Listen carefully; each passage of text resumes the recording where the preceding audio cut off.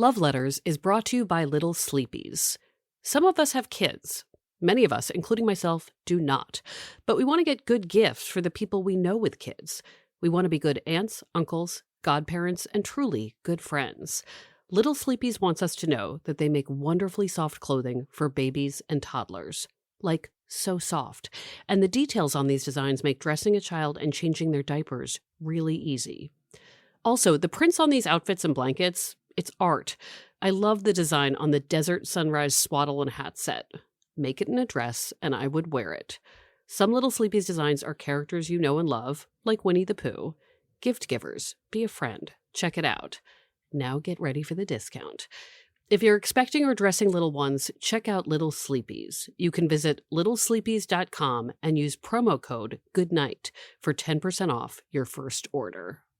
Fiscally responsible, financial geniuses, monetary magicians. These are things people say about drivers who switch their car insurance to Progressive and save hundreds.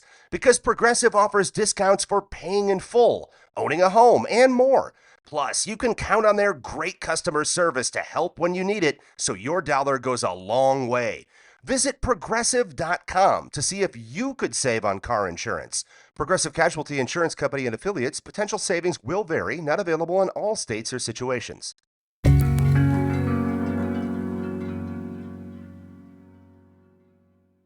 If you are very online, you know that last fall, a Vogue essay went very viral. The headline was, "Is having a boyfriend embarrassing now?" To summarize, the essay writer Chanté Joseph, who's 29 and based in London, said she'd noticed something. Namely, that women she followed on Instagram had started to sideline their boyfriends in photos. They went from being like, "Here's a photo of me and my boyfriend," to weirdly hiding their boyfriends. This is part of Chanté's essay. I'll read it verbatim. There's been a pronounced shift in the way people showcase their relationships online. Far from fully hard-launching romantic partners, straight women are opting for subtler signs: a hand on a steering wheel, clinking glasses at dinner, or the back of someone's head. On the more confusing end, you have faces blurred out of wedding pictures or entirely professionally edited videos, with the fiancé conveniently cropped out of all shots. Women are obscuring their partner's face when they post, as if they want to erase the fact that they exist, without actually not posting them. The vibe seemed to be that there used to be this clout you'd get because you had a boyfriend. Like, "Hey everybody, here's Tyler, he's amazing, and here we are in Maine eating a lobster roll." But now that clout was gone. Perhaps there was more clout in showing yourself as a thriving, amazing woman. Chanté dove into theories about this in her essay. Part of it, she guessed, was that boyfriends can actually be embarrassing. Meaning, maybe some women put up with some shit they shouldn't. These women don't want to post about their boyfriends because their boyfriends are literally embarrassing to them. But there was also something deeper she talked about, something that was harder to pin down. Chanté was basically saying that even if a woman is dating a wonderful man, it might somehow feel silly or unfeminist to take part publicly in a normie kind of coupling. Like, how basic. Having friends be part of your identity, or even kids, felt like something to celebrate, to be proud of. But a boyfriend? Chanté's essay basically said, it's out of fashion. I can understand this idea that Chanté wrote about, because even though it is perfectly acceptable to fall in love with a person, be with them, and want to tell people about it, women are fighting decades and centuries of misogyny and ridiculous divisions of labor. For so long, a woman's relationship seemed to eclipse the other parts of her. So it's like, you get a boyfriend, and it makes sense to ask, am I falling into a horrible heterosexual trap for women?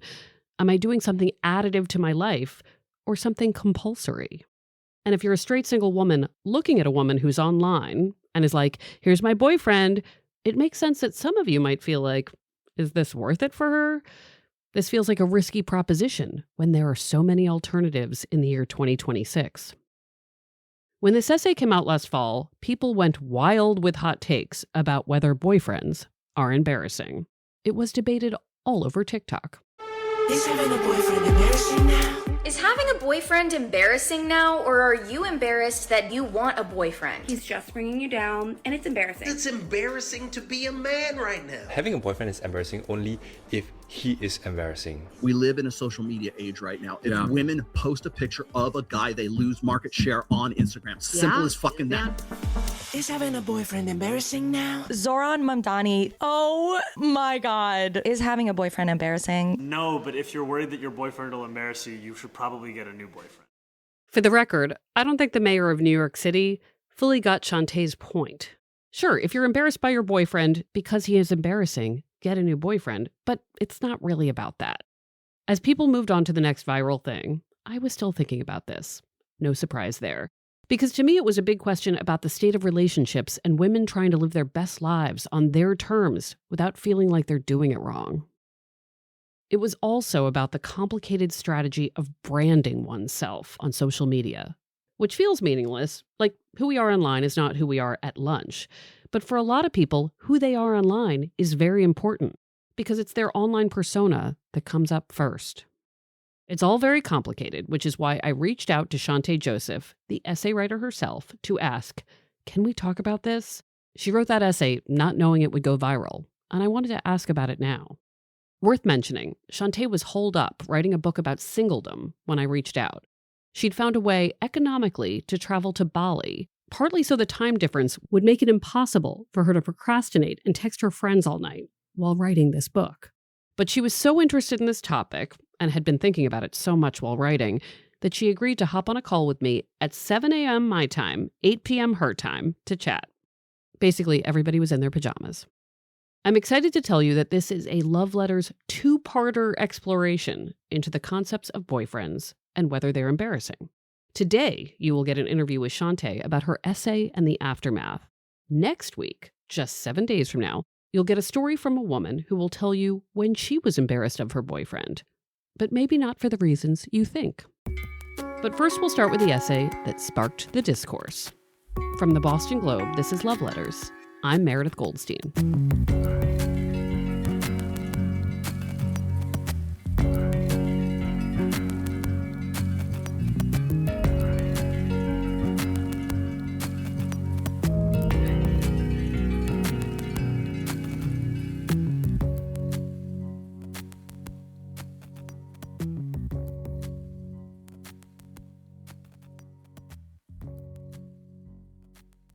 Can you describe for me what you were seeing when you thought, oh, wait, I have an idea for an essay? So at first it was kind of done I think in a humorous way, right? People would be editing the heads of their partners and it would just be like a body with nothing, you know? Even people who didn't have a lot of followers would post their partner in really obscure ways where, you know, you have 500 followers. Like, why are you posting like this? This is so strange. Embarrassing boyfriends, or rather, heterosexual relationships and shame, was already on Chanté's mind. In her late 20s, she was already thinking, straight person relationship structures can be very cringy. Prior to writing this piece, I read The Tragedy of Heterosexuality by Jane Ward. And, you know, in the book, there's a chapter and it's like what queer people say about straight people behind their backs.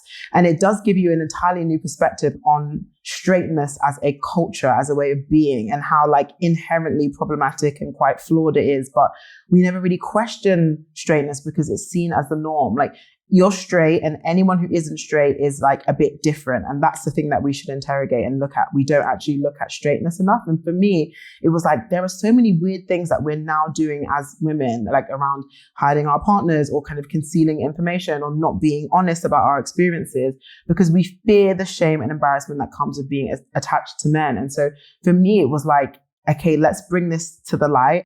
While she was working on this piece and after the piece, Chanté heard a lot from women about why coupling with men and giving men their time felt shameful. Chanté learned that in some cases, nothing bad had happened yet. It was anticipatory embarrassment. Because so much of what people said made them hide their partners was this idea of borrowing embarrassment from a future that didn't exist yet. If he cheats on me, I'm going to be embarrassed because people are going to ask me about him and I'm going to have to delete all these posts. And, just anticipating embarrassment, being embarrassed in the relationship itself. Like, there was just so much that I was like, oh, we don't ever interrogate this because we believe that this is what straight culture is. This is not normal. By the way, some of this is anticipatory grief. I will admit to being a person who's afraid of sharing things I'm excited about because what if it goes away? What if it fails? Then I have to undo it. And I'm superstitious about it. In good relationships and even good moments in my career, I've sometimes been afraid to say, I am loving this, because what if I jinx it? But Chanté's main point, of course, is about what we want people to think of us, what our lives look like to others. I had dinner with 2 friends last night, one of whom is a mother of 3 in a great marriage. And I told her I was interviewing you. And she said, well, at the end of the day, despite doing all these great things and her marriage and her children are great pieces of her life. She's like, but how basic? Yeah. She's like, here she is, right? She's like, I'm a mom of 3. Her life is going great. The marriage is great. The kids are great. But it replicates what previous generations did. It's like hard to feel basic. So to her, on some level, she's like, well, it's not like I'm like breaking the mold here. And I get what you're saying about how heterosexuality and the model it creates can feel like such a trap that even when I see, people who aren't straight in that mold, I'm like, but weren't we all trying to get out of this? Particularly in pop culture. So it's like, oh, you can't leave the dad with the baby because guess what? The baby's going to eat the screwdriver. Like, there's just so much about the incompetence of like men in straight partnerships that is supposed to be a funny, like wink, wink, nudge, nudge joke. No, like your husband should be at home with the kids and you shouldn't be scared that the baby's going to be in the microwave. Here's where I need to talk about some questions I had about Chanté's essay. By the way, let me be clear. I loved this essay. Even if I didn't agree with every point, it made me think. But I did have a concern or two about what it's saying about women who happen to fall in love with some nice man, and maybe they want to tell the world I have chosen a partner with my own free will, and I like my life. Let me read you the first paragraph of Chanté's essay. Imagine this in Chanté's beautiful voice now that you've heard it. If someone so much as says my on social media, they're muted. There's nothing I hate more than following someone for fun, only for their content to become my boyfriendified, suddenly. This is probably because, for so long, it felt like we were living in what one of my favorite Substackers calls boyfriend land, a world where women's online identities centered around the lives of their partners, a situation rarely seen reversed. When I first read that, I thought, Chanté, I get it. No one wants to be around or following women who have forgotten themselves because they're so concerned and proud of their boyfriends. But are we helping the problem by saying, women, here's what you're allowed to post about or be excited about, and here's what makes you the worst? I'm not sure the answer to any of this is to tell women they're doing it wrong. I want to be in a world where women can be single and not judged, coupled and not judged, mothers and not judged, and post what they want. Chanté heard a lot of concerns like mine about who the essay empowers and how. Obviously, the article really pops off because of, I think, that idea of being basic, right? I think single women felt really empowered because for the first time they felt like, okay, the spotlight, the scrutiny, the life that doesn't feel as interesting is no longer on us. And so we can really enjoy this moment. And I guess people who were in relationships kind of obviously felt very attacked by it. People were fuming. People hate this piece. I mean, I still get messages today on Instagram just being like, you are a stain on humanity. A lot of people said, you're shaming women, you're pitting women against each other, you're doing the age old thing that we always see, women attacking women. I think from women, it was partly women in relationships feeling like this was attacking them. And then you had men who were just really angry. They would see this article and they would come and find out who I am. They then realized I was Black. And that added another layer to the critique because it kind of felt like, oh, you are using your words to convince basically other white people to abandon their relationships. You're ruining the white nuclear family structure. And so a lot of abuse would be like about me, about my race. I don't know if you remember, but like I want to say around 2015, 2014, there was that OkCupid data where they were talking about, who gets swiped the most on dating apps. And they said, Black women are swiped the least. And like, that is like a piece of data that has followed me my entire life. And so you often get people in my comments being like, well, you're a Black woman, you're the least desirable. Of course you think boyfriends are embarrassing. No one picks you anyway. So you had that aspect of it too. And it was just coming in from all angles. And it wasn't all negative, don't get me wrong. But you could tell that this idea of the heterosexual romantic relationship was so central to people's identity. And it was never questioned. That the time I wrote this small piece for our school being like, hey, is this thing kind of embarrassing? It completely rocked them because they built so much of who they are on yearning for and achieving a romantic relationship or being in one. So you could feel that anger from people who just didn't really know what to do with themselves. When we're in a time where we are so much more progressive and we're so much more open and it feels like every aspect of our lives is moving on, technology is developing, like we're moving on socially, we're more connected, we're more globalized, like everything is changing. But for some reason, our relationships still have these really archaic, basic setups that we are all kind of just mindlessly subscribing to. Yeah, it does feel like a relic of the past in some ways, the way we do straight relationships. And with the men particularly, this idea of being with them being embarrassing, I think rocked a lot of men because I feel like they feel quite powerless. But that's obviously not my problem. But I could understand why they were being so aggressive towards me. But it wasn't just anger. Chanté's essay also made a lot of people feel seen. Before I was even able to make content about my piece that went viral, all of these women had made these videos, just having fun, enjoying their lives, making my article into art that they've stuck up in their homes. They loved it. They just felt seen and heard and understood, and writing a lot about like singleness at the moment and what it means to be a single person and how you're viewed in society, in policy, all of the things that you're taught that make singleness feel like a deficient state. And I'm really understanding why people felt so moved by this, because they felt like for the first time they were not lacking in anything, because the one thing that society told them to desire, according to Vogue, isn't cool anymore. So they had that levity, that freedom, and they loved that. And that made me happy. But then also I got messages from a lot of young people. These are like 21-year-olds, 22-year-olds. I got a long email today from someone saying, I felt really ashamed that I've never had a romantic partner before, and it used to be a very sore spot for me, and I felt like there was something wrong with me, and your article and the conversation around it has helped me feel a lot more confident and better about myself, and now I don't feel so much shame. As much as I love that for them, I just couldn't believe at like 21 you're experiencing this sort of feeling of being less than because you're not in a relationship. So that was quite shocking, just how young the women were reaching out to me who felt seen by my words, because I wish you didn't have to deal with that socialization in the first place. When we come back, we get into something I think might be at the heart of the question.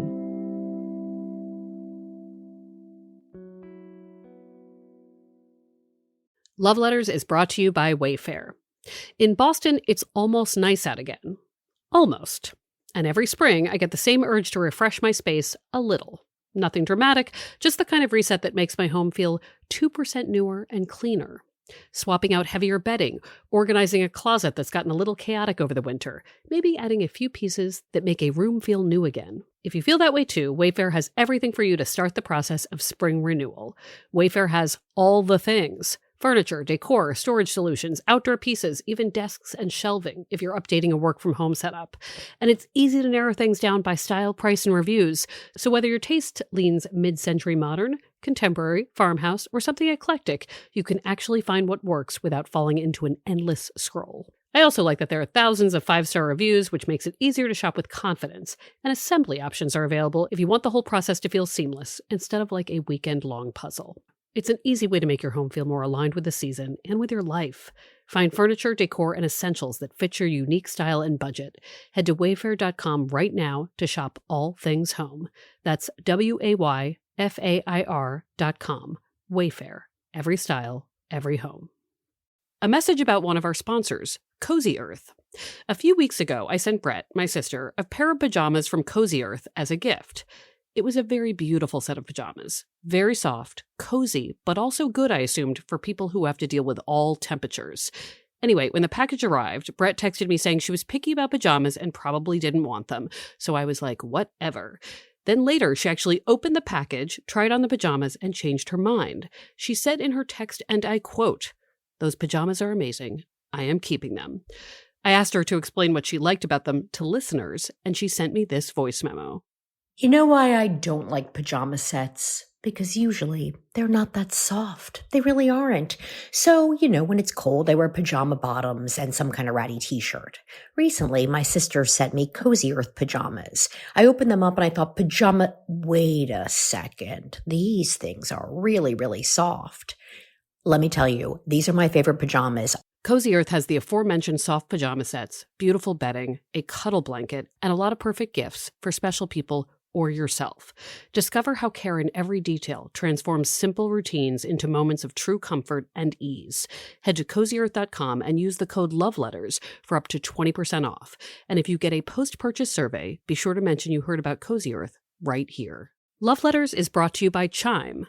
You know that feeling when your paycheck hits and you're immediately calculating what has to go where? Chime wants to flip that dynamic. It's fee-free, smarter banking built for real life. Not an old-school bank that charges overdraft fees or monthly fees just for existing. With Chime, you can get paid up to 2 days early with direct deposit. And with MyPay, you can access up to $500 of your paycheck when you need it. That flexibility genuinely changes how you plan your month. They also offer up to 3% APY on savings, which is up to 7 times higher than a traditional bank. Plus, when you have qualifying direct deposits, you earn 1.5% cash back on eligible purchases, so your everyday spending is actually doing something for you. The part that sounds best to me? Customer service that's available 24/7 with real humans, which honestly shouldn't feel revolutionary, but it does. Chime wants to make money feel like something that supports us, as opposed to something that stresses us out. And that goal resonates with me very much. Chime is not just smarter banking, it's the most rewarding way to bank. Join the millions who are already banking fee-free today. It just takes a few minutes to sign up. Head to chime.com/loveletters. That's chime.com/loveletters. Chime is a financial technology company, not a bank. Banking services, a secured Chime Visa credit card, and MyPay line of credit provided by the Bancorp Bank N.A. or Stride Bank N.A. MyPay eligibility requirements apply, and credit limit ranges $20 to $500. Optional services and products may have fees or charges. See chime.com/fees info. Advertised annual percentage yield with Chime Plus status only. Otherwise, 1.00% APY applies. No min balance required. Chime card on-time payment history may have a positive impact on your credit score. Results may vary. See chime.com for details and applicable terms. We're back. When I read Chanté's essay about boyfriends being embarrassing, I thought of one of our own podcast episodes. You might guess which one. It's the one featuring my friend Trenny called A Boyfriend Person. In that episode, Trenny, a sports anchor, admits that for many years, she resented friends with a boyfriend because they had become boyfriend people. Then, years later, when Trenny met a guy who is now her husband, she was like, oh no, I was so unfair to these friends. I assumed the worst of these women, maybe tore them down a little, and didn't realize that part of my judgment was about my own baggage, about what makes me a person of value. There would be this inner rage of like, why doesn't anyone see that my life is just as valid? And I do think that's really hard for women from like, I would say mid-20s through like mid to late 30s, when all of your friends, if you're the one person who isn't getting married, who isn't having children, and there's all these things celebrating, baby showers, wedding showers. Oh, I got to go see this person because they just had a baby. Even your small milestones don't feel celebrated. So I think whether you realize it or not, you feel a little left behind. Trenny realizes in that episode, after coupling with someone, that A, she is really excited to be with him and wants to show him off, and B, she's still herself, even though she's partnered with a man. I happen to think that part of Trenny's lessons came with meeting someone she loved, but it also came with age. In her 40s, she was more like, who cares about any of this? She wanted the women in her life to thrive, and she didn't care how they made that happen. She also was just old enough to know that online presence didn't match her friends' lives in person. So that brings me to the issue of age. If you're 29 to 35, let's say, you're probably seeing a lot of posts about life choices, boyfriends, friendship photos, work accomplishments, and it's hard to see that without internalizing it and maybe asking, who are my peers trying to be? How much do you think is age related? I was looking through my feed and thinking, oh, there was a point, like I don't even get social media till my late 20s, early 30s, which what a blessing. Honestly, for real. Because the rest of us have brain damage for sure. So is this also a 25 to 35-year-old predicament? 100%. That article blew up, I think, because it was like a Gen Z obsession. I'm so sure of it. I got emails like, "Hi, Queen, I made this playlist for you. Yes, Diva," like all this kind of stuff. When I was flying to Bali, there was a little girl sat next to me. I feel like she must have been 14 years old. And then next to her was her brother. She was playing games on her phone. He was on his iPad. 7 days into my trip into Bali, I get a message from someone being like, "Hi, like I was sat next to you on the plane to Doha. I'm such a big fan." I do know that even without social media and self-branding and marketing, I was overwhelmed by relationship talk in my early 30s. I was happy for women friends who found men to be their partners, but I did want to yell, "Please no, this is not what makes you valuable." I also wanted my life to be seen as valuable. So many people, especially older people, did see me as missing a man. And I was like, I'm doing whatever I want. And you are suggesting that I am unfinished in some way. It makes perfect sense to me that Chanté got to a point where she was like, I am muting boyfriend content. And that people like Chanté were like, let's prioritize the look of a happy life as a woman, independent from all other things. I do need to say that I'm always a little shocked when younger millennial and Gen Z people bring up feelings like Chanté has. Because younger people have flipped the world on its axis. They have destroyed some of the old models in the best ways. But they're still talking about how straight women shouldn't be defined by the men in their lives. I guess I thought we had transcended this. But I am forgetting we now have performative heterosexuality, like the trad wife movement. I am now immersed in a rewatch of Mad Men, by the way. I'm loving it, but also hating that some of it reminds me of now. I understand that in 2026, for reasons I don't even want to get into, women would want to distance themselves from any semblance of a relationship model that might look old school. There's a sort of like veneer that we have over straight relationships. It seems to have crumbled because they're seeing people, loving each other, being, all adoring. And then 5 minutes later, here's a 10-part story time about how this man was the most evil person I ever met in my life. I even think about the influencer who was messaged by the man in Ireland, and then she flew to Ireland, and then they had this whirlwind romance, and they were written about in all of these publications. And then she made a TikTok 2 days ago being like, "Oopsie, he was cheating on me." Younger people, they are exposed to so much more, and they're not feeding into the same, particularly heterosexual romantic fantasies anymore. Like they're just not believing in it. I think through no fault of their own, the idea of having a boyfriend, like I quoted in that piece, someone says, why does having a boyfriend feel Republican now? Republican? Let me explain this a bit. In the essay, Chanté mentions a podcast called The Delusional Diaries podcast. In an episode, the host discussed whether having a boyfriend is not a good look. Chanté noticed that one of the top comments on the post about this episode is someone saying, why does having a boyfriend feel Republican? I'll admit that concept made me laugh. But what this person and Chanté are referencing is that there's so much misogyny online. So when you see that, and then some woman standing next to a man in her vacation photo, it might be hard to smile. It's kind of beyond you as an individual. It's just the perception of men in general, where men are at, how they're developing, and particularly how they're developing online. When you think of the incel ideology or pickup artist or, just how male conservative spaces, unfortunately, you are kind of carrying the burden of something that is happening culturally that is now projected onto you as opposed to you doing anything wrong yourself.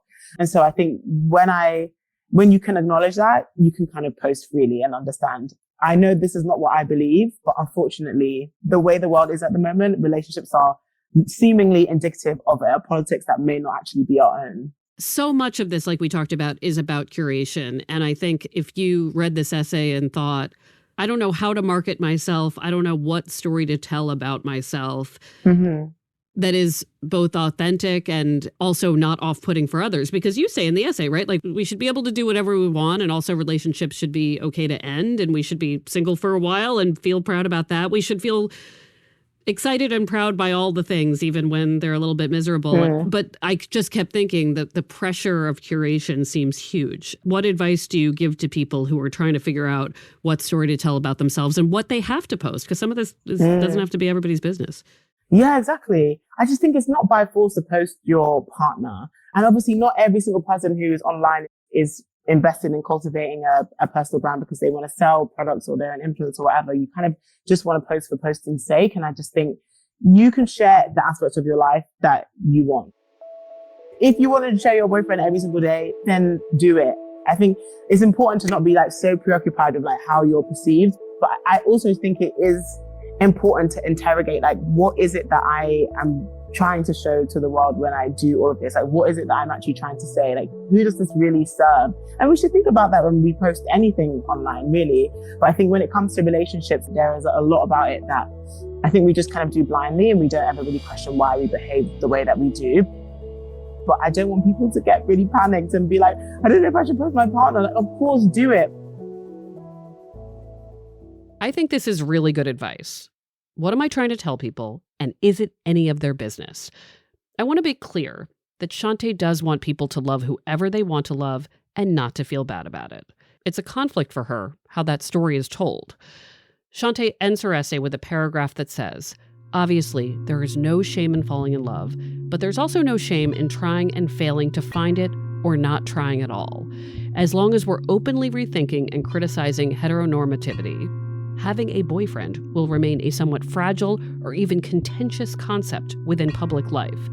This is also happening alongside a wave of women reclaiming and romanticizing their single life.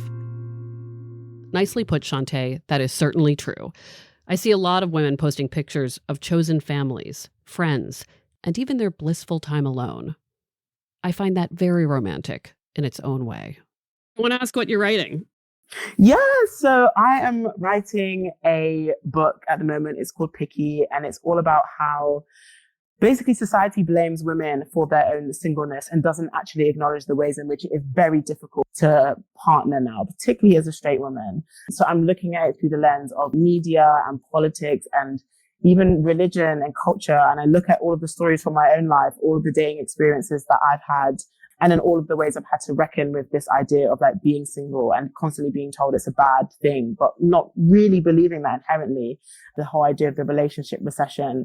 And I'm kind of looking at essentially how you get over that. What do you do? Where do you go next? How do you feel better about yourself? How do you exist in your singleness? How do you understand why you feel bad for being single? You know, being super online, one thing you constantly see is, you know, women in their late 20s, early 30s just crying on camera because they are single, they've been single their whole life. And I always look at what people say back to them, because it's like, oh, you know, don't worry, you'll find a person someday, or it comes when you're not looking for it, or you need to work on yourself, or it's okay to be sad because this is a biological drive that's inside you. And I really wanted to debunk a lot of those myths and also give women an explanation. Actually, this is what's happening in the world right now. And this is how you've been socialized to believe that a romantic relationship is the thing that will save you and that you should aspire to and that makes your life as a woman complete. There's a long history and long process to this happening to you. It didn't just start yesterday, and it doesn't matter how much you read and how much you love yourself and how much you pretend to not look for it. You can't really overcome all of this social conditioning without understanding why it's happening in the first place. I can't wait. It's such a good title. You can find out more about Chanté Joseph, her writing, and her book, Picky, Stories of Dating in a Relationship Recession, by looking up Chanté Joseph on Instagram. By the way, if you loved that Our Boyfriend's Embarrassing Now song from our montage, it's the band The Anahit. You can find them on many platforms and in our show notes. And check out our show notes for all of the creators from that montage. Before we go, here's a little teaser of part 2 of our exploration of this question. You'll hear the gripping story of a woman who got a boyfriend, was embarrassed, and then basically hid him. I would tell Kyle to get lost. Like, I would make him vacate the vicinity, like his own home. More in our next episode. Love Letters is a production of the Boston Globe. This episode was produced by Jasmine Aguilera. Story edit by Veronica Chow. Sound design by Jasmine Aguilera. Special thanks to Linda Henry and Brian McGrory. Remember, Love Letters is also an advice column. Send any question about dating, divorce, marriage, singlehood, friendships, whatever, to loveletters@boston.com. When you send a question, you help people wondering the same thing feel less alone. And if you like the show, please leave us a review. course, a relationship will change you and teach you new things about yourself, and you're going to want to share that with people. But does it always have to be through the lens of like my boyfriend, my man, my man? Like, give us a break. I'm Meredith Goldstein. Thanks for listening.